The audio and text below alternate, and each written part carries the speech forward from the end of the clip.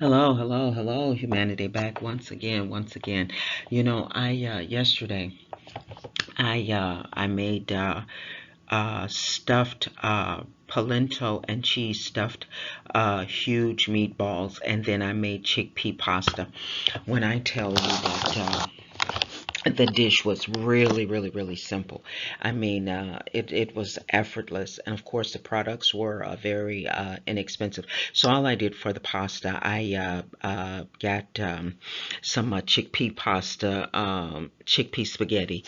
At You can get it at just about all of your local grocers, and I only use one box. You can use two or three depending on the quantity that you need, and what I did was I boiled the spaghetti for maybe about I want to say probably about from 7 to 10 minutes.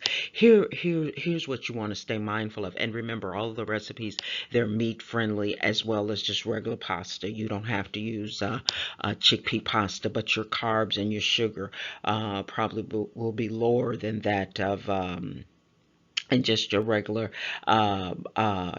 pasta. And I haven't verified that, but I'm just assuming.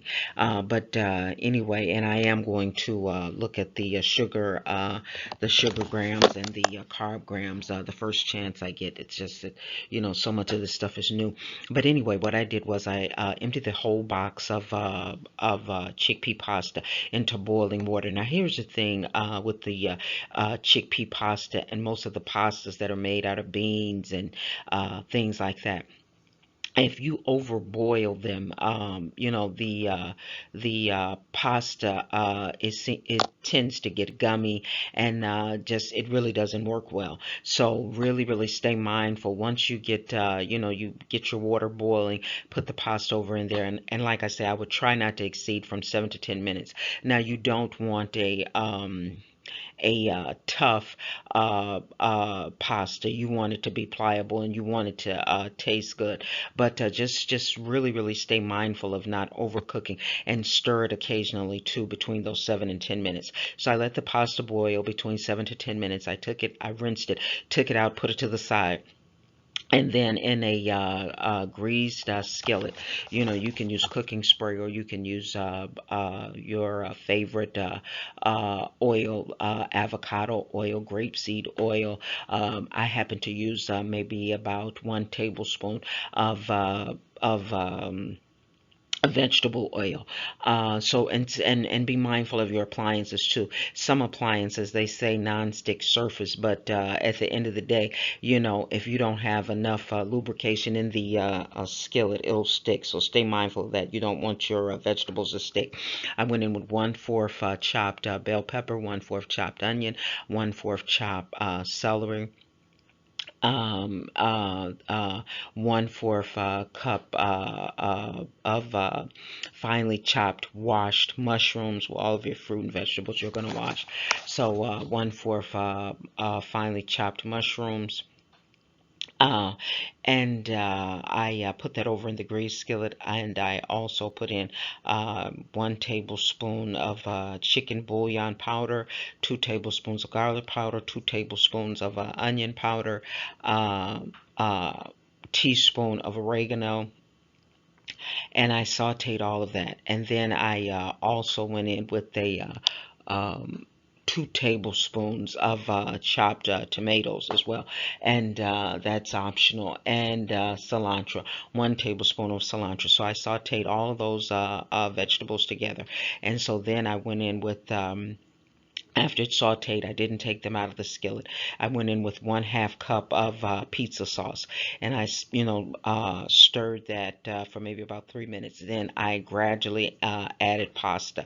I put in, half of the pasta, stirred it up, and then I went in with some more pasta and stirred it up. And then you go in with your favorite cheese after the pasta and the vegetables and the sauce have simmered together for maybe about 4 or 5 minutes. Then you're going to go in with 1 tablespoon of teriyaki sauce, uh, 1 teaspoon of lemon pepper powder, and then you're going to chop your favorite cube cheese or shredded cheese. It doesn't matter.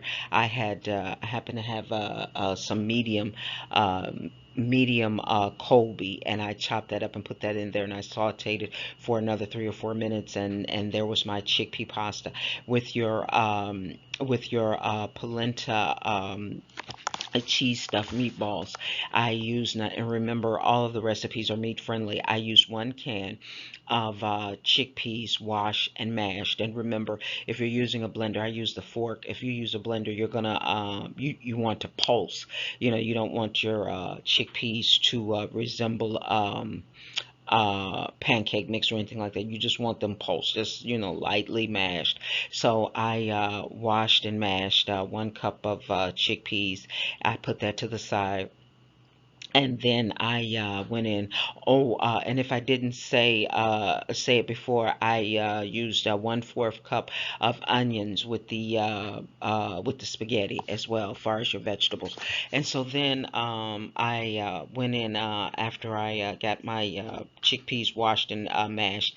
I put in maybe about 4 tablespoons of polenta in a cup of water, and fourth of cup of vegetable broth. You can use beef broth, chicken broth, whatever you want to use. I used a teaspoon of lemon pepper powder, salt.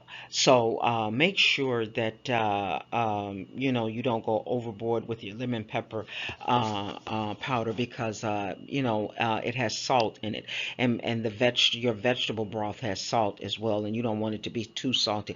But remember, personalization and customization is key. So you want to just make sure that it's tasty to you, not too salty, but yet not salty enough. And so I let the polenta boil with the lid on. The lid is important because it traps the moisture, and it allows it to cook a lot sooner, and it thickens a lot quicker, in my opinion. So I let the polenta cook for maybe 10 to 12 minutes, stirring it constant, well, occasionally. And I also went in with 2 tablespoons of butter, but that's optional. You don't have to do that. So after I let the polenta cook, and you'll know it's done because it'll look like grits. It'll look like cooked, well cooked grits. And so you put that to the side, and then you take your after the polenta cools, you'll take your scoop, 1 to 2 tablespoons, because you want your meatballs large. But then that's optional as well. You may want a smaller meatball, you may want a medium-sized meatball, so you use your own discretion. However, whatever size you want the meatball to be, that's just fine. And I also went in with 2 tablespoons of teriyaki sauce when I started mixing up the meatballs. So you take your and you take ground beef or ground turkey or ground chicken, however that goes. I use the pulse mashed chickpeas. The chickpeas, I use one scoop, 1 to 2 scoops of the chickpeas, and then and in the chickpeas I put 1 teaspoon of lemon pepper powder. I use 1 teaspoon of teriyaki sauce, 2 tablespoons of onion powder, 2 tablespoons of garlic powder, and then I mix that up, put it to the side. And so the way you form your meatballs, you're going to, and then I took a half of a package of Colby cheese, the cubed kind, not the shredded, but the shredded is just as fine. And I cubed it. I cut half of the cheese, and then I cubed it and put it to the side. And the reason why you want it cubed, because or shredded, it doesn't matter. It will make it easier for you to mash it into the meatball once you start forming the meatball. So I scooped up from 1 to 2 tablespoons of the chickpea mixture, and for you it could be the ground beef mixture, it could be the ground turkey mixture, and then I scooped in a half of a teaspoon of polenta, And then after I got that scooped in into the chickpea, you're going to cuff it in your hand, and don't worry about it going directly into the into, if you make a like a makeshift hole or something where you want the the polenta to be right in the middle. Don't worry about that. Just try to get it in, but if you don't, it's still going to make a wonderful meatball. So don't worry about it. Get you like I said, half a teaspoon of the polenta. Put it in the your cuffed hand that's now filled with 1 to 2 tablespoons of the chickpea or the ground beef or the ground turkey mixture. Then you're going to take one of the cubes of cheese, and you're going to also cuff that in with now the polenta and the chickpea mixture or ground beef mixture together, and you're going to just put one of those cubes of cheese in there, and then you're going to form it into a meatball, whether it's on the inside or whether it's just the surrounding of the meat, and you're just going to form a meatball, and you'll just repeat that process, and you'll turn your stove on, get your grease skillet, and you'll cook the meatballs from 10 to 12 minutes. Now, this is what I did. I don't know. This is optional. I don't know if a lot of people like this. I love a peanut butter dipping sauce. And so what I did was I took 2 tablespoons of peanut butter. Hopefully, if you can find sugar free, that's fine. I took 2 tablespoons of teriyaki sauce. I took 2 tablespoons of onion powder, 2 tablespoons of garlic powder, and I think I used a half a teaspoon of Old Bay, a half a teaspoon. Remember, we talked about the spoons. The tablespoon is the larger of the spoons. The teaspoon is the smaller of the spoons. And so I used 2 tablespoons of the peanut butter. Like I said, I used 2 teaspoons of the teriyaki sauce. I used 2 tablespoons of barbecue sauce. 2 tablespoons onion powder, 2 tablespoons garlic powder, and I, stirred all that together. And if you find it still being a little bit too thick, you can add maybe just like a half a teaspoon of water. And all I did was I took and, scooped out a teaspoon of the peanut butter mixture and put it on top of each one of the meatballs. And then I put the lid on, and I let it stay on for maybe 5 or 6 minutes. And then I turned it over. And after you turn it over, then you're going to top it off with either a mozzarella or provolone cheese, because both, they melt pretty thick. Now, the peanut butter dipping sauce gives you a wonderful taste, but you can do the same thing with barbecue sauce. You can just get your favorite barbecue sauce and take some Thousand Island dressing and mix two together to, however much you want. And if you want to, you can put just a dash of hot sauce, and you can use that in replacement of the peanut butter dipping sauce if you don't want to go that route. And so either way it goes, whatever you top the meatballs with, you let them cook for 10 to 12 minutes covered, and then you top them whichever way you go, the dipping sauce or the barbecue sauce in the Thousand Island. Make sure that after it cooks for 10 or 12 minutes, you top it with cheese.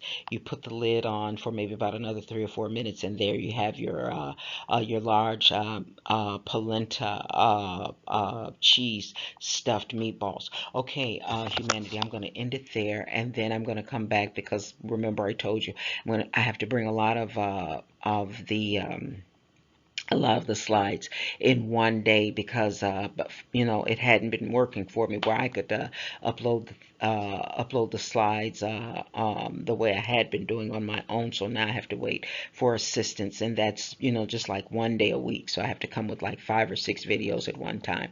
I got lucky enough this last time to upload that one, so let's just hope that I can upload this one too. And if not, like I said, I'm going to bring you 5 or 6 a week.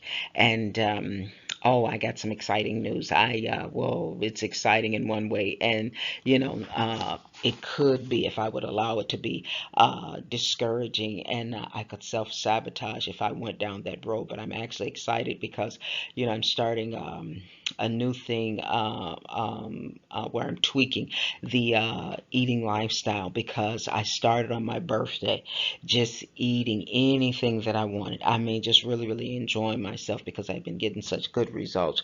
And remember, we talked about that heavy in the when I was preparing for the audiobook and the ebook, that the deprivation of wanting something and then not getting it, and how it could be, it could be sabotaging as well. Well, anyway, I went overboard. So now, knowing, going down the eating lifestyle journey, I'm really excited because I know what to do and even know how to tweak it now.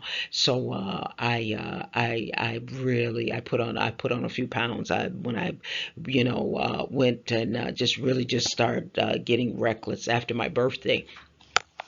I did the same thing all the way into Christmas, and I found myself after Christmas going a little bit further. So deprivation, not wanting to put the deprivation into the eating lifestyle, can be good in one way, and then it can be horrible in another. So instead of taking the long way home, I decided to take a shortcut. Well, anyway, I discovered this wonderful, really, really wonderful, what is it, AI assistance generator that helps you,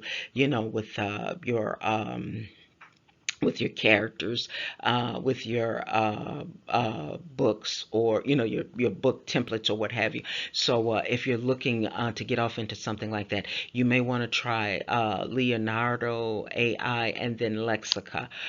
There are quite a few others. I'll bring you more later on. I'm going to share with you the ebook and the book that I want to cover, as I hopefully in another week really, really, really take it back to where I first started, to get rid of the extra pounds, because remember, I hadn't even got to my goal of where I needed to be in terms of my weight loss, and then to add on. But thinking I didn't get back where I once was.